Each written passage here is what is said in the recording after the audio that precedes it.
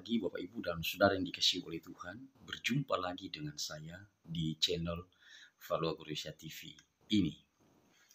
Kita akan melakukan pembahasan mengenai Mazmur pasal 32 ayat 8 sampai dengan ayat 11. Namun sebelumnya saya mengajak kita untuk berdoa. Allah Tritunggal, kami mau belajar kebenaran firman-Mu. Tuhan berbicaralah dan kami siap mendengar. Hamba-Mu, mari Tuhan perlengkapi menjadi saluran berkat-Mu. Di dalam nama Tuhan Yesus Kristus kami berdoa. Amin. Saya bacakan ya saudara, Mazmur 32 ayat yang ke-8 sampai dengan ayat 11. Aku hendak mengajar dan menunjukkan kepadamu jalan yang harus kau tempuh. Aku hendak memberi nasihat, mataku tertuju kepadamu. Janganlah seperti kuda atau bagal yang tidak berakal, yang kegarangannya harus dikendalikan dengan tali les dan kekang. Kalau tidak, ia tidak akan mendekati engkau. Banyak kesulitan diderita orang fasik, tetapi orang percaya kepada Tuhan dikelilinginya dengan kasih setia. Bersukacitalah dalam Tuhan dan bersorak-soraklah, hai orang-orang benar, bersorak-soraklah, hai orang-orang jujur. Nah, saudara, saya sebenarnya berharap ya bahwa kita tidak hanya membaca ayat 8 sampai dengan ayat 11. Karena ini sebenarnya adalah satu kesatuan mulai daripada ayat yang pertama sampai ayat yang ke-11 ini. Karena model Mazmur 32 ini sebenarnya adalah bentuknya kiasmus ya. Kiasmus ini maksudnya seperti model jari ini. Jadi ada A aksen, B aksen, C aksen, lalu D. Ya, dalam sastra atau dalam tulisan-tulisan hikmat Ibrani itu ada beberapa cara-cara penulisan seperti itu. Ada yang kiasmus, ada yang paralelisme, dan lain sebagainya. Jadi khusus di dalam pasal 32 ini sebenarnya adalah bentuknya kiasmus. Dan yang menjadi D itu ya, yang mengambil posisi di bagian D itu adalah bagian inti atau yang menjadi pusat perhatian dari sebuah tulisan Ibrani atau hikmat seperti itu ya, atau puisi seperti itu. Jadi ini di dalam bingkai model kiasmus, dan yang menjadi sorotan yang paling utama itu adalah ayatnya yang ke-8. Nah, karena itu yang menempati posisi D di situ. Nah, saudara, saya sudah pernah jelaskan ya di dalam video saya sebelumnya bahwa pihak yang paling tersakiti dari perbuatan dosa kita itu adalah Tuhan. Sekali lagi, pihak yang paling tersakiti daripada perbuatan dosa kita sebagai umatnya, sebagai orang-orang yang dikasihinya adalah Tuhan. Makanya Daud di dalam Mazmur 51 ayatnya yang ke-6 itu dia berkata bahwa terhadap engkau saja ya Tuhan aku berdosa. Nah, ini sebenarnya ya ada kaitannya. Mazmur 32 ini ada kaitan dengan perasaan Daud yang merasakan keberdosaannya yang dilatar belakangi oleh tindakannya berbuat dosa terhadap Batsheba dan Uria. Nah, saudara mungkin tahu cerita itu ya, ketika orang-orang sedang ada di medan peperangan dan Daud sendirian di atas soto rumahnya sedang tidak punya pekerjaan. Dia sedang santai-santai di atas soto rumahnya dan dia melihat seorang perempuan yang sedang mandi, itu Batsheba. Nah, saudara tahu kisahnya ya, nafsunya timbul lalu dia mengambil atau membawa Batsheba itu ke dalam istana dan dia melakukan hubungan seperti suami istri. Dan tentunya itu pelanggaran yang paling serius ya. Dia melanggar terlalu serius, dan kita tahu nanti bahwa dia mencoba menyembunyikan dosanya dengan dia mau supaya Uria bisa tidur dengan istrinya. Tapi ternyata Uria tidak mau, dan akhirnya Daud menyuruh orang untuk menempatkan Uria di posisi paling depan dalam peperangan, sehingga Uria mati terbunuh, cepat mati terbunuh. Nah, itu latar belakang daripada pengakuan daripada Daud tentang dosanya, khususnya di dalam pasal 32 ini. Nah, sekali lagi saudara, apakah Daud tidak berdosa terhadap Batseba dan Uria? Oh, jelas sangat berdosa. Jelas sangat berdosa. Dia punya kesalahan kepada orang-orang ini. Tetapi, sekali lagi, sebenarnya pihak yang paling tersakiti dari dosa kita bukan manusianya, tapi Tuhan sang empunya kehidupan itu sendiri. Ya, Tuhan yang adalah kudus itu. Karena apa? Karakter atau sifat daripada Tuhan yang paling menonjol itu adalah kekudusannya, kekudusan Allah. Jadi saudara yang dikasihi oleh Tuhan, kita harus menyadari bahwa Tuhan yang kita sembah adalah Tuhan yang penuh dengan kekudusan.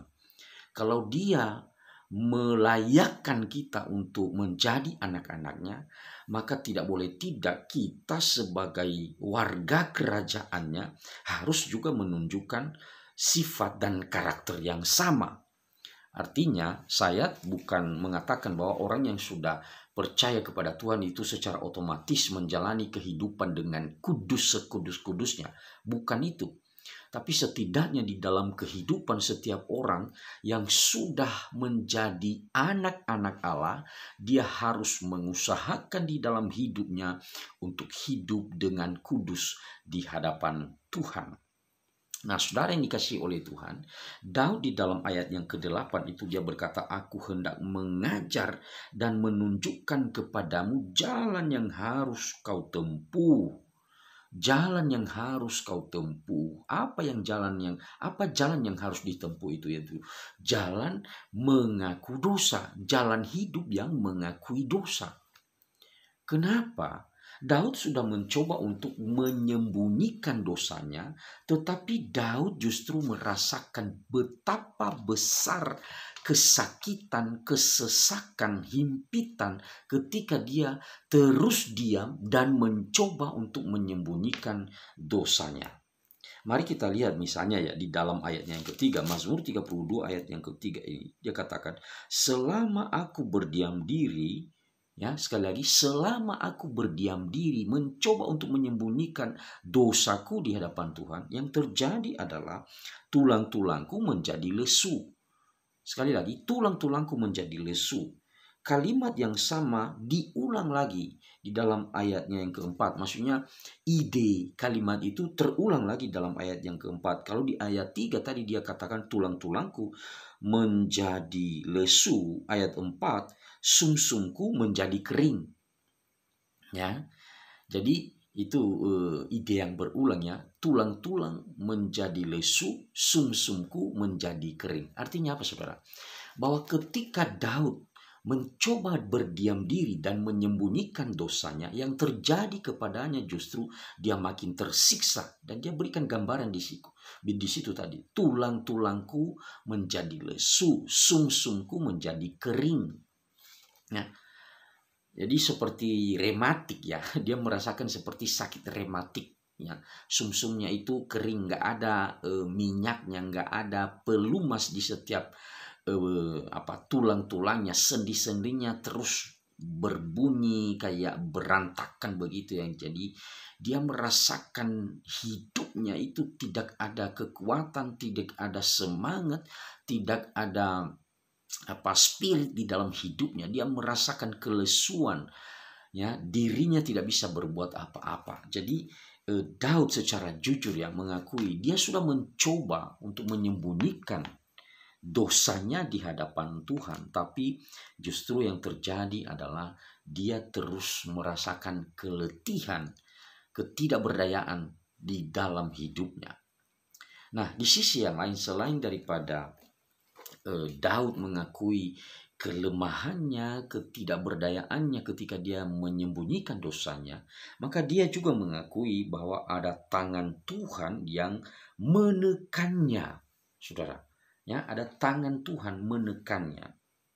Itu kita misalnya lihat tadi di ayat 4 itu, sebab siang malam tanganmu menekan aku dengan berat.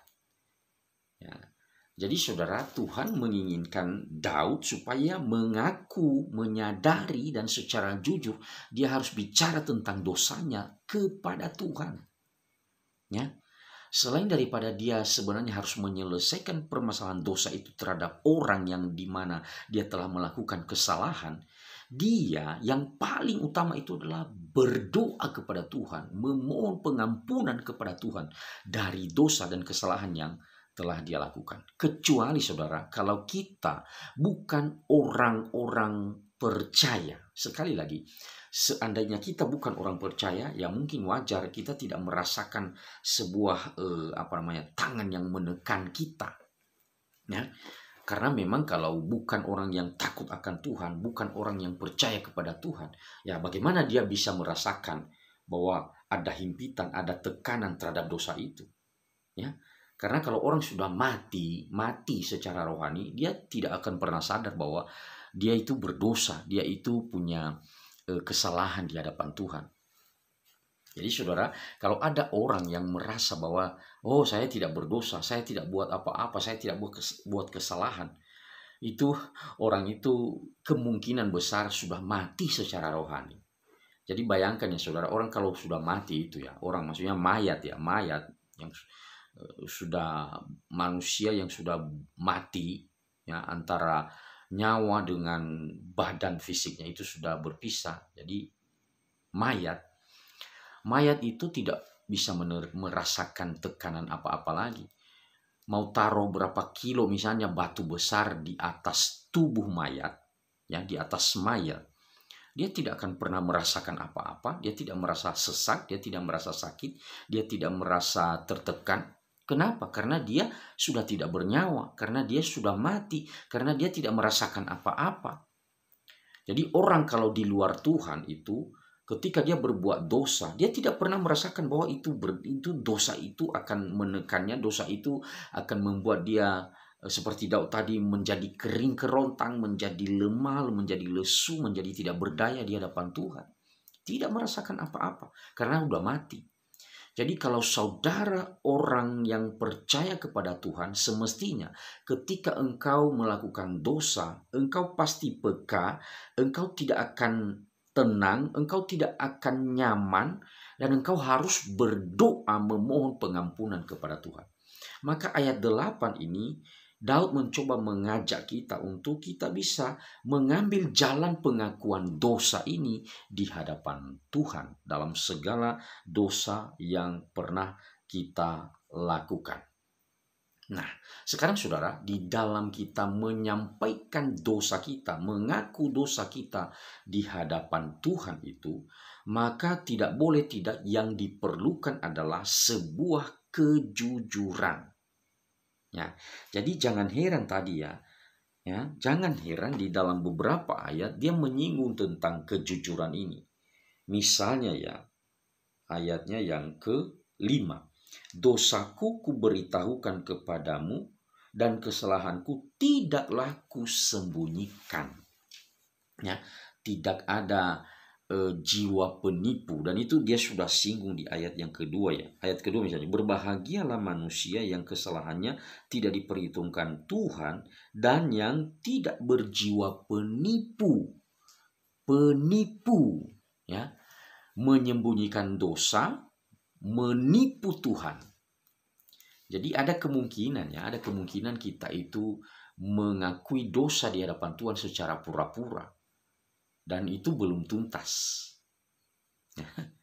Jadi kita menyampaikan dosa, memohon pengampunan di hadapan Tuhan tidak secara tuntas, artinya tidak jujur. Kita nggak jujur bicara di hadapan Tuhan tentang dosa kita. Ya. Seringkali orang kalau berdosa kan dia kayak mengkolektifkan dosanya. Misalnya ya, dosa-dosa yang telah saya perbuat, apa kesalahan yang kita telah perbuat, mohon Tuhan ampuni. Itu ngambang ya saudara, terlalu umum gitu ya. Jadi pengakuan dosa seperti itu kadang-kadang menipu loh ya, tidak jujur. Ada hal-hal tertentu yang disembunyikan. Jadi Tuhan Allah ini bukan berarti dia kepo ya, kepo akan dosa kita, bukan. Nah, kan kita kan nggak bisa menyembunyikan diri di hadapan Tuhan. Semua terang benderang di hadapan Tuhan. Ya, keberadaan kita di hadapan Tuhan itu terang benderang. Nggak ada hal, tidak ada posisi di mana kita bisa menyembunyikan diri di hadapan Tuhan. Ya, kalau saya pernah dengar lagu itu ya, dalam bahasanya sih, ya mohon maaf ya, saya ungkapkan dalam bahasanya. Elau tau ke bahili, iila gay walani. Elau tau ke badraso, iila gay walani. Mui egi bakabadegi, iila gay walani. Jadi tidak ada tempat di mana kita bisa menyembunyikan diri dari Tuhan, dan juga tidak ada ruang di dalam hidup kita, dalam diri kita, di mana bagian itu tidak bisa tampak di hadapan Tuhan. Semua tampak benderang saudara. Jadi saya melihat Mazmur 32 ini dalam Daud mengajak kita untuk hidup dengan penuh kejujuran, tidak bersembunyi, tidak menipu di hadapan Tuhan. Itu adalah sebuah gagasan untuk kita bisa dengan jujur, dengan sukarela membukakan seluruh hidup kita di hadapan Tuhan. Dan terutama dalam dosa-dosa yang kita perbuat. Artinya apa? Udah bicara aja secara jujur kan.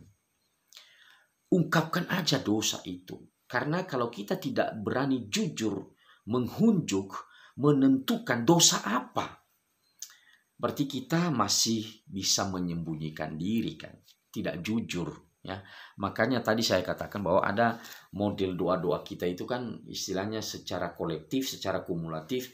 Ya Tuhan kan sudah tahu apa dosa-dosa, kalau ada sesuatu yang tidak berkenan kepadamu ya Tuhan ampuni kami. Itu doa-doa yang masih ngambang sebenarnya saudara. Ya. Tapi doa kita dalam relasi pribadi kita dengan Tuhan, sekali lagi dalam relasi kita dengan Tuhan, ya relasi vertikal kita dengan Tuhan, semestinya dalam doa-doa kita itu kita bicara secara jujur. Kalau misalnya dalam satu hari kita sudah pernah timbul keinginan di dalam hati untuk berbuat dosa terhadap orang lainnya, jujur aja bicara di hadapan Tuhan tentang dosa kita itu.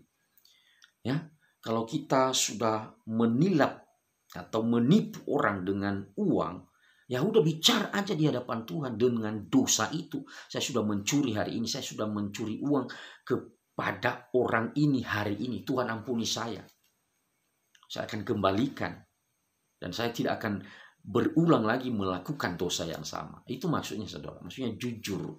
Ya, jadi ide tentang kejujuran ini sebenarnya beberapa kali diungkapkan oleh Daud ya, di dalam ayat 2, jangan menjadi penipu, di dalam ayat 5, jangan menyembunyikan diri, dan di dalam ayatnya yang ke-11 harus menjadi orang-orang jujur di hadapan Tuhan. Dan orang-orang yang jujur itu ya, yang tidak menyembunyikan diri itulah di mana Allah akan mencurahkan akan damai sejahteranya, akan berkat-berkatnya, akan kekuatan di dalam menjalani kehidupan ini.